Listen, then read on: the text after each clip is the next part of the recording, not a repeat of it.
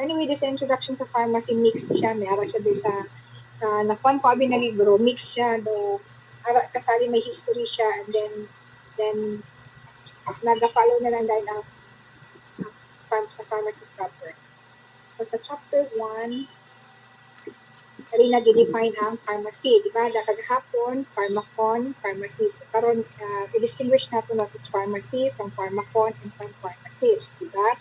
So hapon na mention na ang pharmacy na consider siya sa establishment, kung asa na kung mix ni ilunggo ni sila kagpani ilunggo ni sila inintindi na iman. So may mix siya ina, kumbaga ang pharmacy na discuss na kapon is about establishment, at the same time ano din siya ang meaning sa ang pharmacy. So dili gi-define ang pharmacy has been defined as a profession which is concerned with the art and science of preparing drugs. Ayan ha, nandiyan na, preparing drugs either from natural or synthetic sources. Diba, pag hambal ka natural, diba, hambal taling from plants, animals, diba, kag minerals. So when you say synthetic sources, manado siya ang mga chemicals, diba, in a suitable and convenient dosage form for administration of treatment. So magsugod siyang convenient dosage form. So iba-iba ang mga dosage form. So, depende kung anong paggamitan. May active, may suspension. Depende sa age. And then, depende po siya sa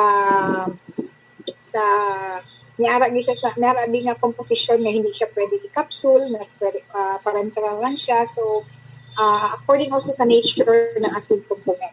So, convenient dosage form for administration of treatment and prevention of disease for both of men and of animals. Kaya diba, kung tutusin sa drugstore, may mga gabakal gihapon og mga tambal sa atuwa nga para sa mga animals, especially sa dog. Ha? Okay man? Wala ko problema. Kaya niya. Suko lang. Okay. No problems. Ilang pa lang man. Thank you. Okay. Bye, ma'am. See you tomorrow. So,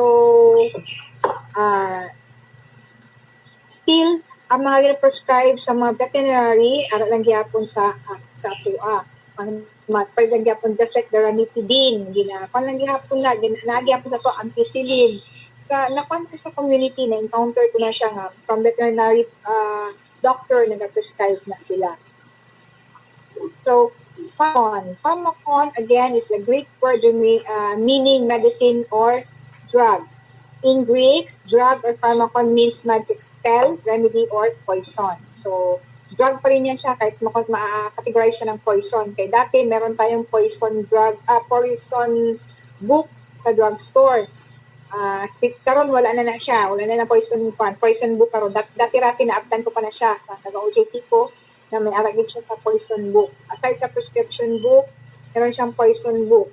Saka meron pa kayo doon na para pang-abort kasi abort efficient kasi meron talagang iba na reason na may mga gamot na ginagamit for abortion for legal. So magiging legal lang yan siya kung ma-endanger ang buhay ng mama, ng bata, lalo na yung ectopic pregnancy. Wala kang magawa sa ectopic pregnancy kasi sa fallopian tube na develop ang bata. So, nagadako siya sa fallopian tube. Hindi siya magkasya, di ba? So, puputok and then it's either madamay pa nanay. Kaya sometimes pag ectopic pregnancy, dinapadecide na talaga yan siya na yung bata talaga ang kailangan na i-get rid siya kesa sa yung dalawa. Wala kayong choice kundi we have to abort the fetus kasi na mas dalawa pa sila malagay sa risk condition. Bye. See you tomorrow. Thanks. So, pharmacist. Yan. The third word is pharmacist. So, pharmacist is the person considered the expert on drugs. But before matawag tayo na pharmacist, we have to study first the BS Pharmacy. Kaya ay nag-aral tayo ng pharmacy, di ba? And then after that, finishing the course of BS Pharmacy, then you take your review and then you take your board exam. Then you have to pass the board exam before mabigyan tayo ng license as a pharmacist. So, ayan ha. Pag lisensyado ka na, pharmacist ka na yan. So, okay. So, next is fundamental rules of pharmacist as a healthcare practitioner. So, first, distribute drugs that have been prescribed by the prescriber to patient. Ibig sabihin, distribute or dispensing. Di ba? Tayong nag-distribute, tayong nagkabigay. Prescriber, prescriber.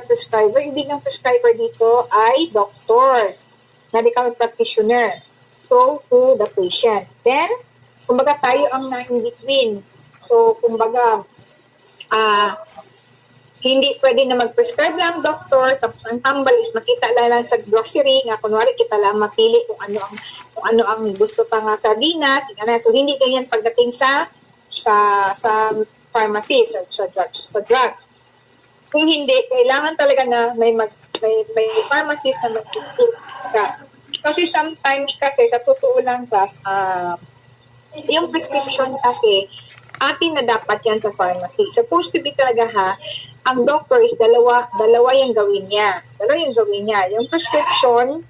Yung prescription para sa atin, tapos ang isa magawa dapat siya ng instruction. Although sa prescription, andun yung signa. When you say signa, diba, direction how to use din, diba? So para tayo din, ma-aware din tayo ng mga pharmacists to double check kung tama ba talaga ang na-prescribe na gamot. Just like for example, tao lang tayo, mag-prescribe ang doctor ng ceftriaxone. Usually, we know that ceftriaxone is should be taken twice a day lang. So, minsan kasi na-pass out, makalimot po, so nailagay 3 times a day kay na-use siya na ilang siguro na mga pasyente, puro 3 times a day, siguro medyo na-pass out ng konti yung doctor, nalingaw or what, so nagawang 3 times. So, kaya kailangan din ng signa or instruction, kasi para malaman din natin na kung tama ba yung dosage na binigay. So, we can also correct. Ganun. So, kung makakita tayo ng ganyang setup, just like yung one doctor na nilagay niya doon na metronidazole, 250 milligrams. So, nagtaka ako ngayon kasi adult. So, nung tumawag ako sa secretary, dinali ko sir, excuse me for a while.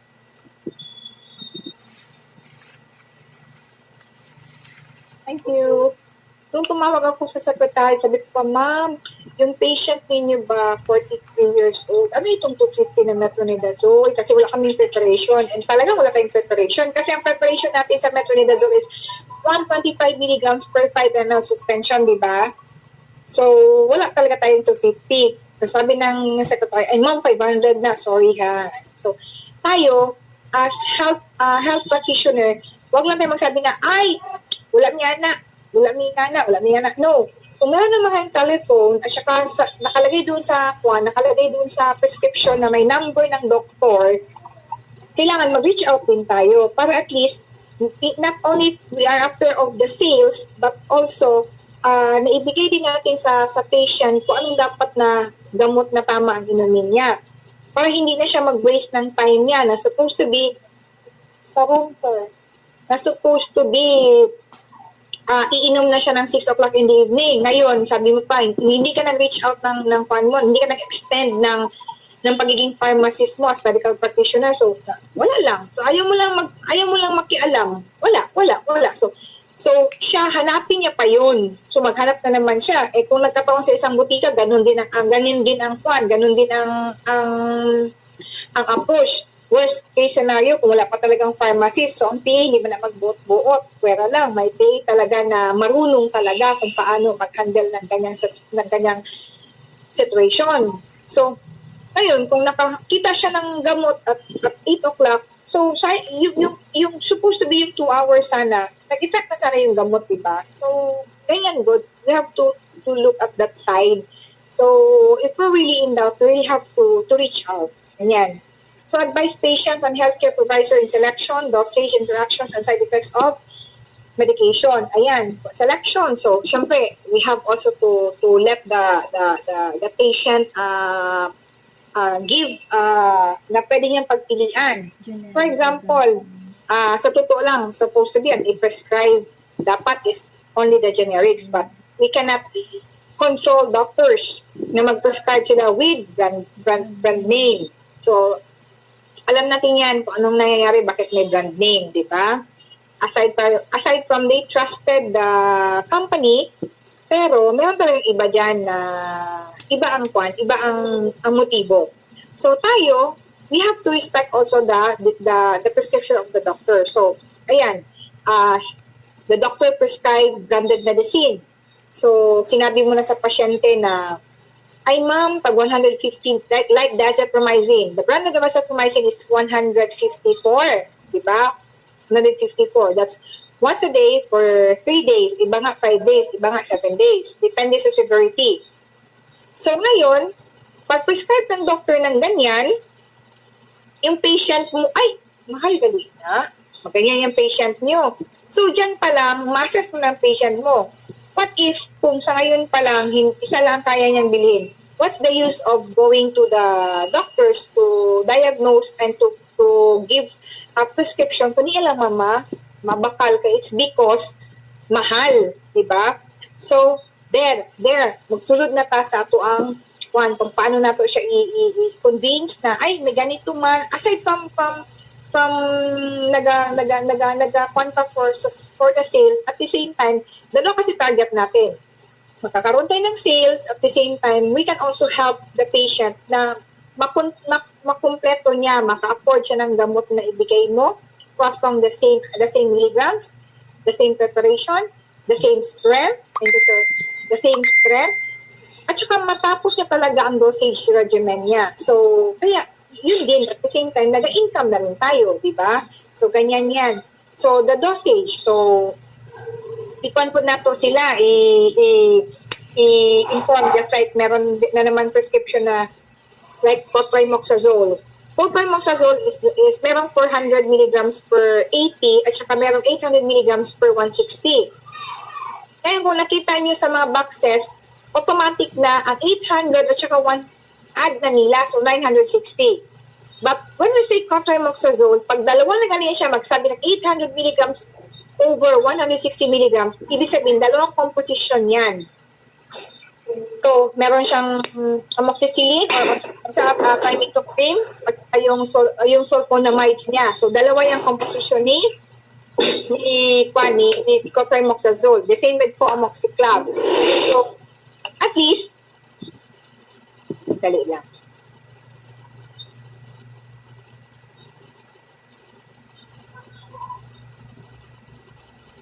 Siguro na sa ilang.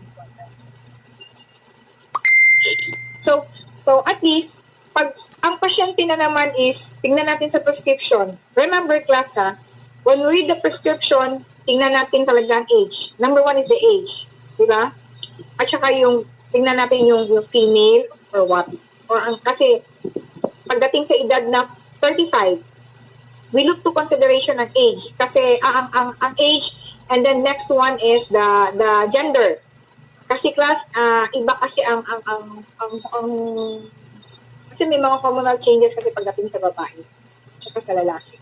But the most important there is the age. So ngayon, the age is 8 years old. No, 12 years old.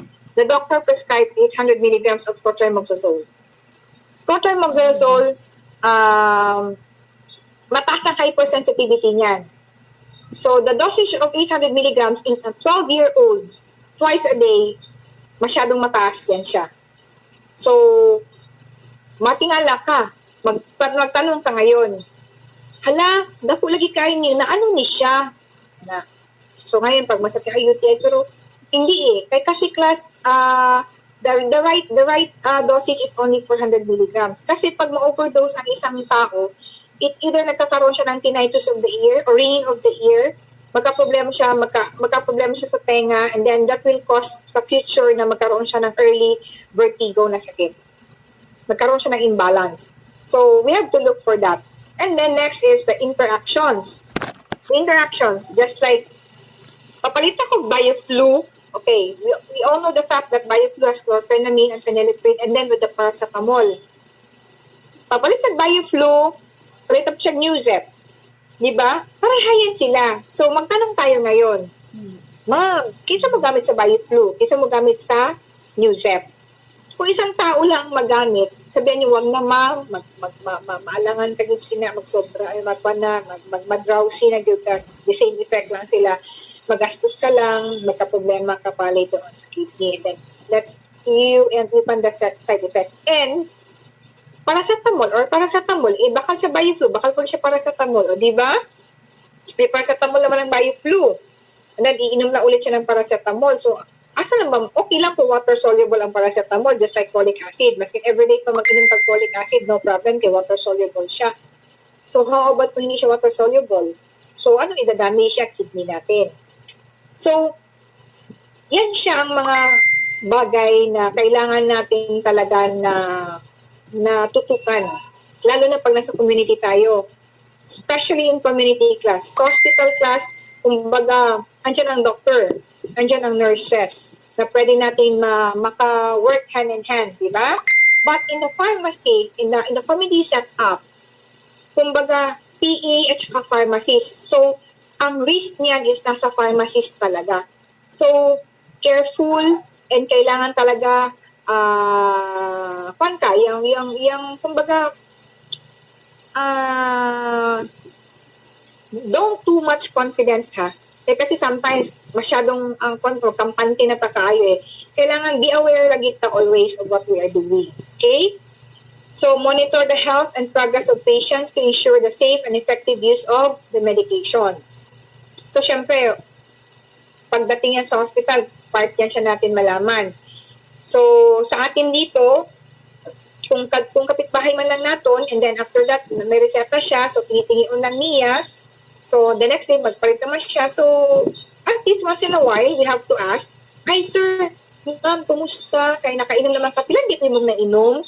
Actually, class, ganyan na mga kwan, we have to give that, kumbaga, interpersonal relationship. Hindi lang for profit itself. Kumbaga, as a pharmacist, ina-boost mo ang pagiging pharmacist mo. So, you have to ask the person kung not okay siya. Di lipay ka man, diba? It's a fulfillment of a pharmacist kung ang imuhang customer or patient na nag-ayo siya, nagnamayahang pamatyag. So, eto, next is may practice compounding. Yes, pero bibihira na lang ngayon ang compounding class. So, most of the tablet ngayon sa compound, ilan na lang kasi ang sa tablet na may compounding. Ang Radicon noon, gina-compound niya siya, isa-isa lang yan siya. Ang Enervon C, ganun din. Ang Rogen E, ganun din yan siya noon class. Ngayon, naka-foil pack na sila, di ba? Ang naiwan na lang dito ngayon is ang colchicine na Rhea, but may other colchicine ngayon naka-blister pack na rin. The PTU still, until now, the Rhea phenylthiuracil, andyan pa rin. Naka bottle form pa rin siya na pinitingit pa rin natin. So, dyan, kailangan natin ng white label, di ba? So, white label, nakalagay doon ang name, ang brand, kung sinong pharmacist, sinong nag-prescribe na doctor, kung ilang milligrams, kung kailan na expiration date. Ito, class, ibatin ko na lang sa inyo, ha. If ever, PTU, nakabote siya, di ba? Binatingi-tingi na ito na siya. So, ang sa bote is nakalagay siya, class, na ang kanyang expiration date is February 2023, di ba? February 2023. But the point, class, na gilagay nyo siya doon gitingi nyo na siya para ibigay nyo na yan siya sa customer nyo, huwag nyo ilagay na expiration date na is February 2023 din. So, kung ngayon, February ngayon, 2021, you give only 6 months. 6 months, class.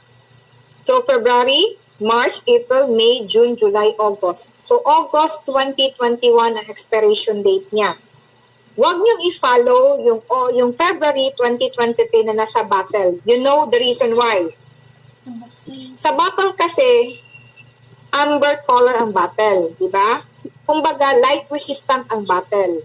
Ngayon, pag sa i-compare mo sa cellophane, yung cellophane kasi, transparent, and then dali lang siya ma-expose. Pag ma-expose siya sa light, then that will be the reason na mag-deteriorate ang tambal. Kung kapansin mo, mag-discolor ang iba nag-yellow, especially the ascorbic acid. Noon kasi ang ascorbic acid, like Rhea, ang Rhea nga tingi-tingi lang nag-ihapon. Kaya ngayon, gani class, kung napansin mo, yung mga ascorbic acid sa drugstore, hindi na ginatingi-tingi. Meron mang naka-blister pack na, di ba? Pero yung Rhea na hindi na tingi-tingi yan, class. Kasi magtagal yan siya. Every now and then, mag-open siya. The more you expose it, naga-discolor yan siya, naga-yellowish siya, class. So, siyempre, pag discoloration, number 1 yan siya na sign of impurities na, di ba? And then, like, for example, sa ointments. Sa ointments, eye drops, eye mo, Vicin. Siyempre, meron talaga yan, like, tawag yan, Vicks inhaler. Vicks inhaler, di ba? Siyempre, pag tingnan mo, ang Vicks inhaler, kwan siya, yung 2022. Pag once ma-open mo ang Vicks inhaler, class, at saka ginamit mo, dapat it will only be used for 30 days lang. Same with IMO, Vicin. Kasi nga, exposure, contamination with moisture na yan siya. Ang kanyang expiration date, ma-consider lang yan siya up to that date kung hindi pa na-open ang items. Kung hindi pa nabuksan, hindi pa nagamit. Pag once nagamit na, 1 month na gina siya. Okay, class? Gets nyo? Ha? Yes po, ma'am. Huwag nyo ha? Tandaan nyo na ha? Hindi, just like for example, yung Tempra Zero. Ito na naman, punta na naman tayo sa liquid ha. Actually, napakutanan lang ko na siya sa pediatrician. Ngayon, bumili ka ng paracetamol. Pag bili mo ng paracetamol, hindi naubos, may kalahati pa. So, ilagay mo yan ngayon sa ref, di ba? Sa baba. You can store that class up to the maximum of 4 months. Wala nang sinabi na anong mangyari, blah, blah, blah, whatever. But, safe kayo class na 4 months lang. The safest, 3 to 4 months. Pag maglapas na siya, nakastore na siya sa imo na ref, dapat tandaan po mo. So, better na use it. Kasi hindi natin alam kung anong may interactions yan dyan. Hindi natin alam, lalo na pag drops, drops.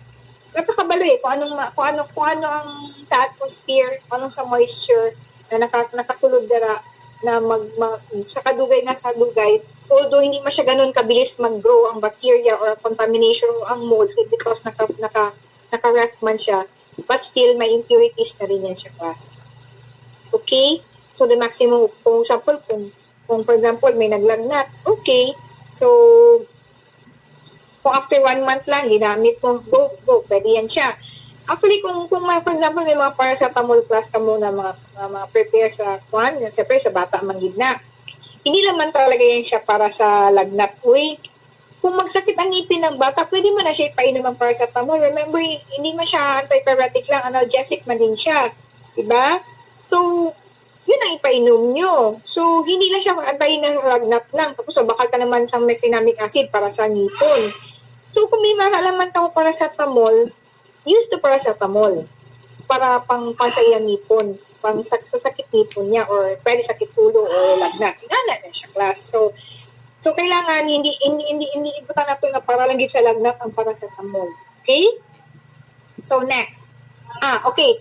For process of compounding, usually yung sa tablet, yung siya, class, ha.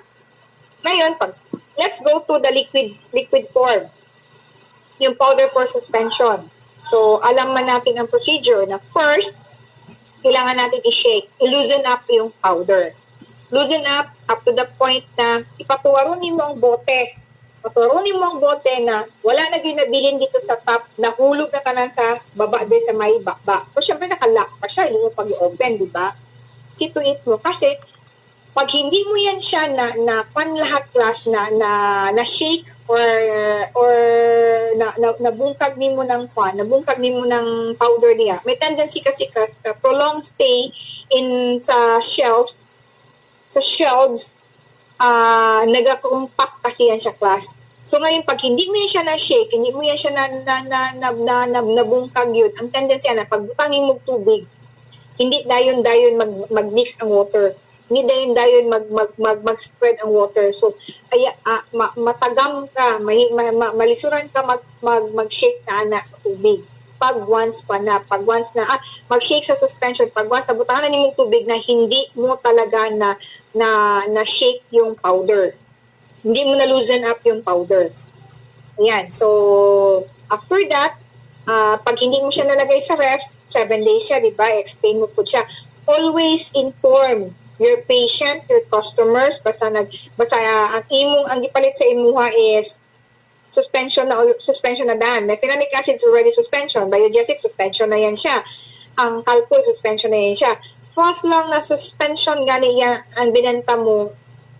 Regardless ikaw nag-mix or mix na siya daan, tell your patient yun na, ma'am, pakishake lang ha. Sir, pakishake yun siya bago ipainom. Don't forget to tell that every now and then. Okay? Pag makagunit mo kikata. Kasi part yan siya ng tawag yan, part yan siya ng handling natin ng medicine. Okay? Next, have prescriptive authority independently or in collaboration with a physician. Ayan, yung sabi ng prescriptive authority. So, alam natin kung tama ba ni siya nga dosage para sa inaning edad. Tama ba ni siya na binigyan siya ng ganito, tapos ulit binigyan na naman siya ng another antihistamine. Ayun, we can assess. We can assess the medicine. We can assess the drug na being prescribed by the doctor. Ayan siya. So, tandaan nyo na ha. Okay, so next. Pharmaceutical care has many benefits that include, but are not limited to, decrease medication errors. Yes, kailangan lang kung pwede lang ma-minimize o kung pwede lang wala tayong hindi tayo magkakaroon ng incident ng medication errors. Although sometimes hindi man talaga hindi man talaga maiwasan, pero dapat yung mga inevitable na good ka hindi na good na makontrol. Okay? Next, increase patient compliance in medication regimen. Kumbaga, tayo ang convince tayo ang makapanta o patient nato na dapat sundon, makumbinsi gid nato ato ang inumon na dapat aning oras jud dapat kumpleto jud para makanyagin ang optimum therapeutic effect ng gamot. Like for example, may naiuban class magsulti sila nga, ay ma'am, 5 lang man, 3 lang kaadlaw ma'am, nawala man dahil akong nawala man dahil akong tonsillitis, so nagundang ko. Tubag dahil ako sa iya. Unya, pila kaadlaw lang, nibalik na po dahil ng inyong gibati ka. Makukuan lang ma'am, wala ka labot isa kasimana sa iya. Kasi, nung nag-stop ang sakit ng tonsils mo, hindi pa yan na-eradicate ang bacteria diyan. So dapat kasi pag ganyan, kompleto din siya 7 days. At least 7 days kumbaga na-eradicate mo talaga yung bacteria na nag-cause ng tonsillitis mo. Kaya if ever na ma-trigger ka, hindi dali dayon ka nga magbalik ang imong tonsillitis. Unlike kung hindi mo na kompleto ka sa imong kambal, I tell you, matingala lang ka, UTI, inom ka, 3 kaadlaw, matingala lang ka nga, gamay ilang giinom nimo nga coke or isa lang, tag 5 lang nga chichirya nga nung na-trigger dahil na nagsakit, naputog balik. Pero kung nakompleto nimo imong kambal, pagkaon nimo og chichirya, masin dako pa nga chichirya, hindi nimo dayon agad-agad ma-feel nga ma-trigger ka. It's because wala, magkuan ka na naman kasi, mag-start na naman kasi yan, mag-create ng kuan ng causative agent yan kung magsige na po kagkaon-kaon. But yung dati na naka-trigger ato sa imong gibati, na-eradicate na to siya. So ngayon, kung kumain ka na naman ulit ng mga chichirya, dito ka na naman, nag-start ka naman og breed of bacteria sa lawas mo. Pero hindi kagad right there and then na magsakit tayo. Unlike kung hindi mo makompleto 3 days lang, gamay biki lang nga kaon nimo maggatsyag ka tayo, di ba? Kay kasi dilipong mo lang tong bacteria sa lawas nimo. Better chronic disease state management. Strong pharmacist-patient relationship. Ayun. So kailangan meron talagang tandem na dapat ana. Kay kung hindi ka ganun ka effective, hindi ka ganun ka effective na pharmacist kung hindi mo siya ma-convince. Kung hindi siya magbalik sa inyo, kung hindi siya ganahan sa inyo, hindi ganyan ka-strong ang relationship sa patient mo. Decrease long-term cost of medical care. Decrease long-term cost. Yan. So, maiwasan din yan siya. Kasi nga, pag hindi mo kumpletuhon, ulit ka na naman, back to one ka na naman, di ba? Usually, pag may antibiotic ka, si ganito na generation ininom mo, hindi mo tinapos, nagsakit ka ulit. So, hindi na ito pwede. Lalo na pag 1 week lang interval or 2 weeks interval lang, hindi na siya pwede kay may immunity na. So, again, you go up to the second generation. So, another step, back to 1 ka na naman. Pag back to 1 mo, pag magtaas ang generation, the higher the generation ka medicine, the higher the cost, di ba? Sa baluman pa sina. So, hindi mo naman gitapos, kaya nag-ayo ka naman after 2 days or 3 days. After pila naman na balik, so nagataas. So, syempre, pag kita, pag okay ato ang information, and then na-convince nato kung sa ang proper na pag-take sa patient, at least makompleto niya, hindi na magkakaroon ng kumbaga magbalik, mag-relapse ang iyang sakit. So next is clinical medication management. Clear man po na siya. Then the assessment of patients with underdiagnosed and diagnosed conditions and for decisions about the clinical medication management required.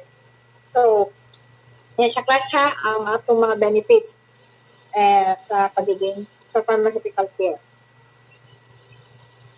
So, the next, continuation, specialized monitoring of disease states.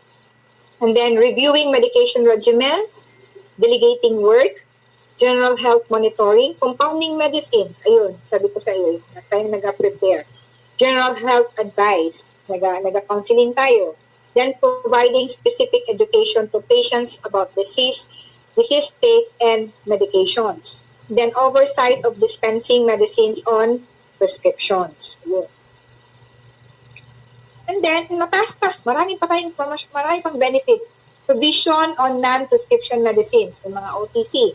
And then, counseling and advice on optimal use of medicines, advice on treatment of common ailments, referrals to other health professionals if necessary, kagaya ng okay lang siya kung nasipon lang siya kaglagnat. Pero kung matamba siya, may bukol na siya, hindi na kaya, hindi na natin. Kung pamatsagan pa nga may dirinagit ang ginabatsyag niya, sa internal organs niya, so hindi nato na kaya.